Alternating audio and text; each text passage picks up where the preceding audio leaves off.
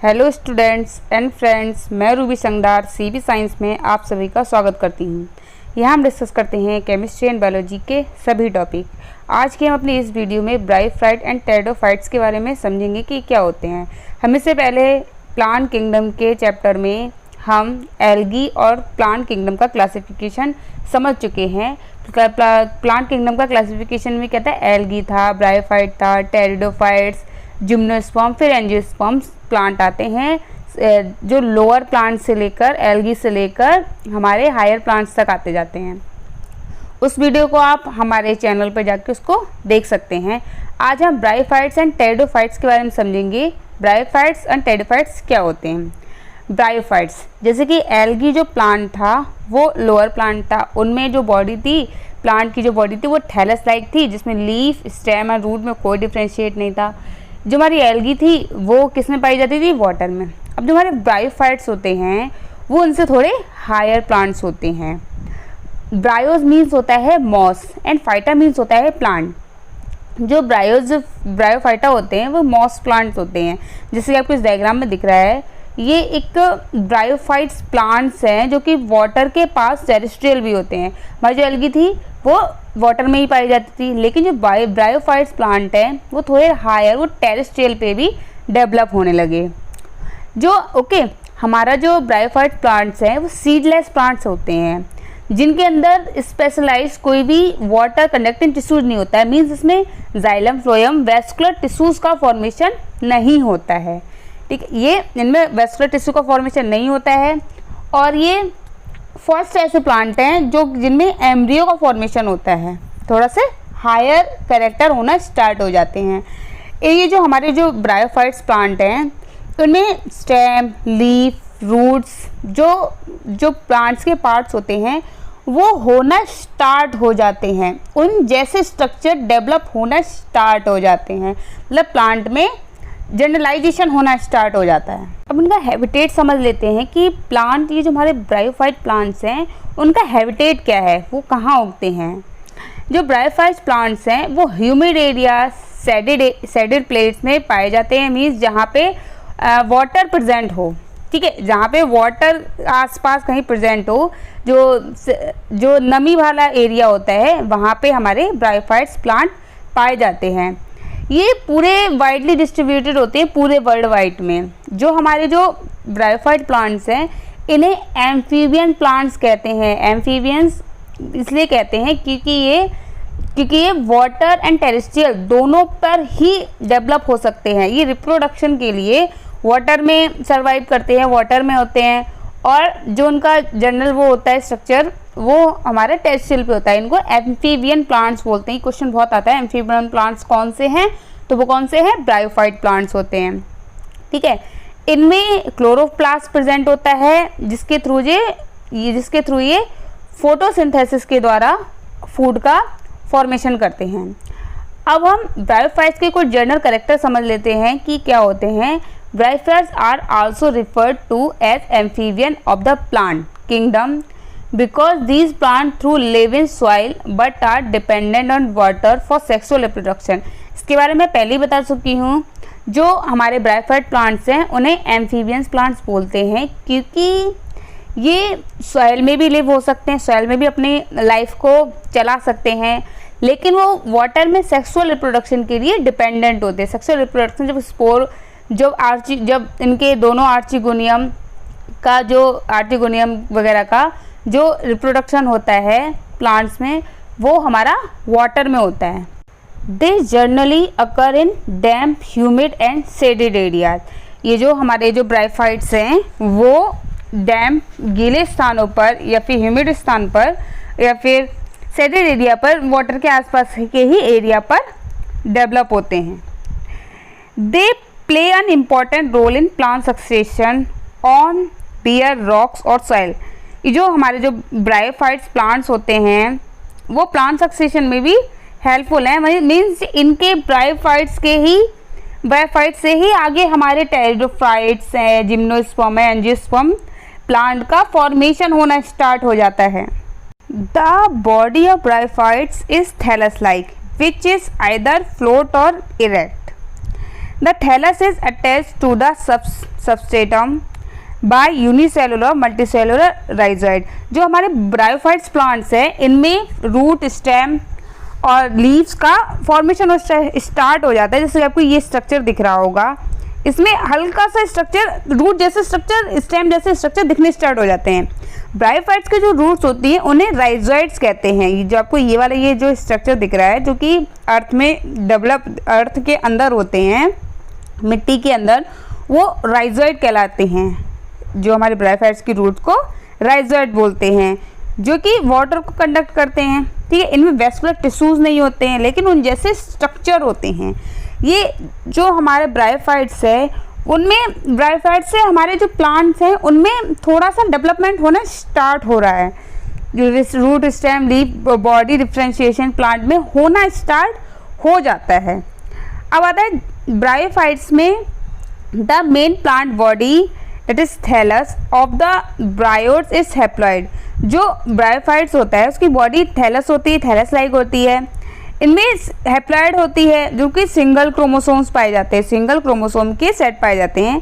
It is called eight gametophyte, it is produce gamete, जो कि क्या प्रोड्यूस करते हैं, गैमेट्स का फॉर्मेशन करते हैं। The male sex organ is called antheridium that produce an antherozoid. जो ब्रायोफाइट्स होते हैं इनमें मेल सेक्स ऑर्गन होता है जिसे एंथ्रीडियम बोलते हैं, जो कि एंथ्रोजॉइड का फॉर्मेशन करते हैं। जो एंथ्रोजॉइड का फॉर्मेशन करके फ्यूजन के, फीमेल रिप्रोडक्टिव पार्ट के फ्यूजन के द्वारा न्यू ब्रायोफाइट का फॉर्म करते हैं। The female sex organ called archegonium, जो सेक्स ऑर्गन है उन्हें आर्चिगोनियम कहते हैं। इस flask shape and produce a single egg, जो कि फ्लास्क शेप की होती है और एक सिंगल एग का फॉर्मेशन करती है। The antherozoid are release into the water where they comes in contact with archegonium. An anthrozoid fuse with the egg to produce the zygote. जो हमारा आर्चिगोनियम है, आर्चिगोनियम जो हमारा मेल रिप्रोडक्टिव पार्ट है किसी भी ब्रायोफाइट का, ये मार्केंशिया का आपको दिया गया है एग्जाम्पल, जिसमें जो आर्चिगोनियम है वो है हमारा, आर्चिगोनियम है हमारा female reproductive part and antheridium है हमारा मेल रिप्रोडक्टिव पार्ट।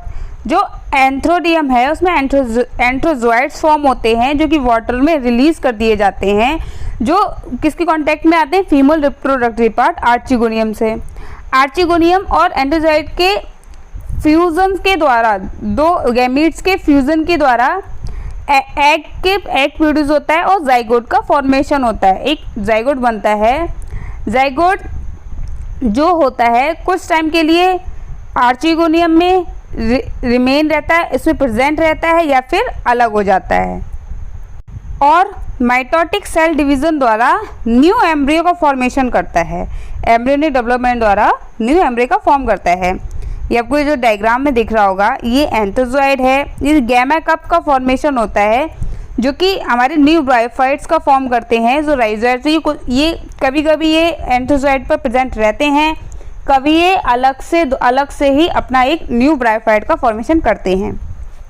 अब ब्रायोफाइट के क्लासिफिकेशन को समझ लेते हैं। ब्रायोफाइट का क्लासिफिकेशन क्या होता है।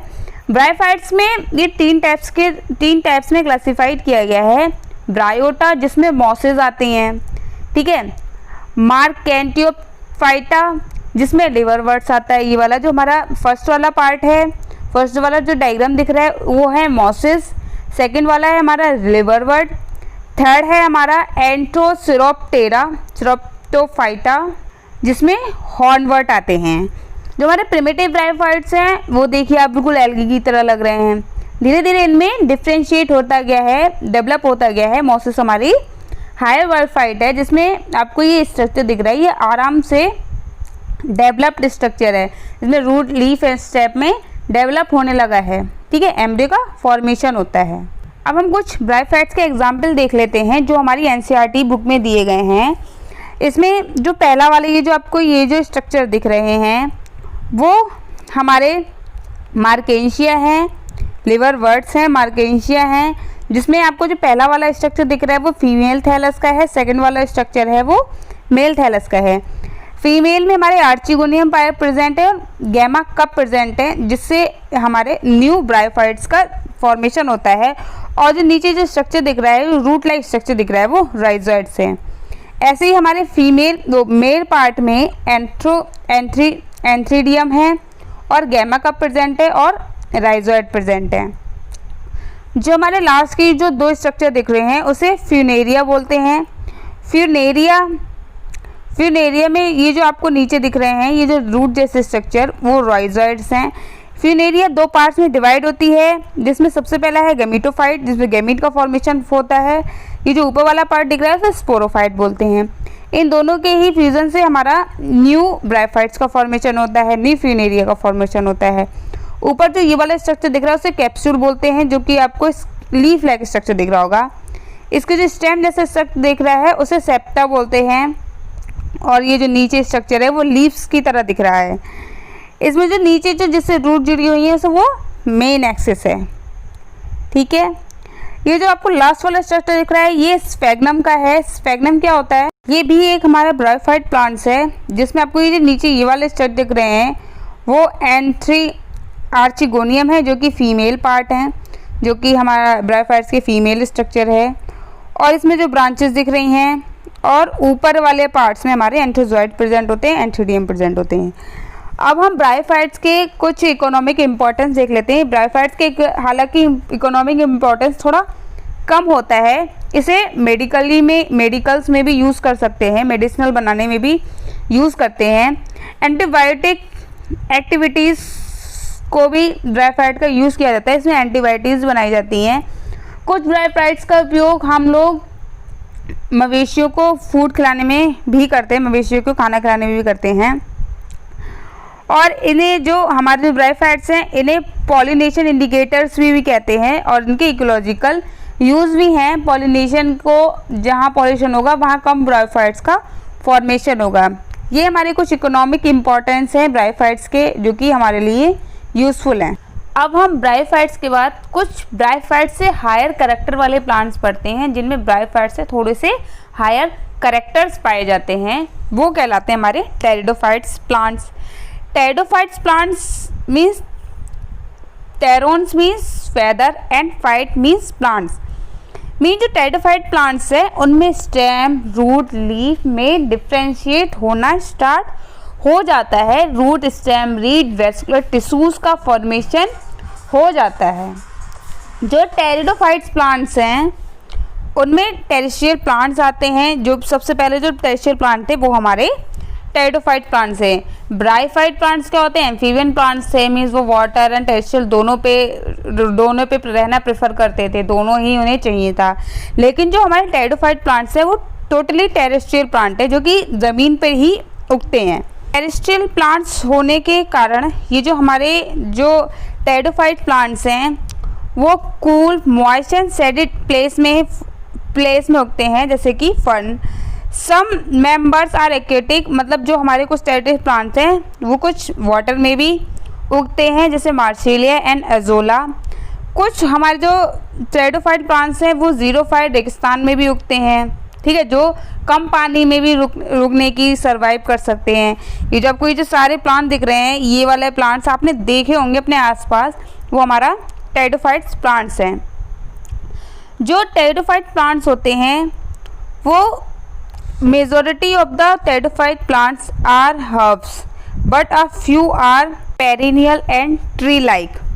ट्री की तरह होते हैं, जैसे ये आपको ये वाला स्ट्रक्चर दिख रहा है, ये वाला डायग्राम है वो हमारे ट्री प्लांट है, तो टेरिडोफाइट का ट्री प्लांट्स है। वैसे तो ये सारे जो प्लांट्स होते हैं वो हर्ब्स होते हैं। ट्री प्लांट कैसे कौन सा है? एंजियोप्टेरिस।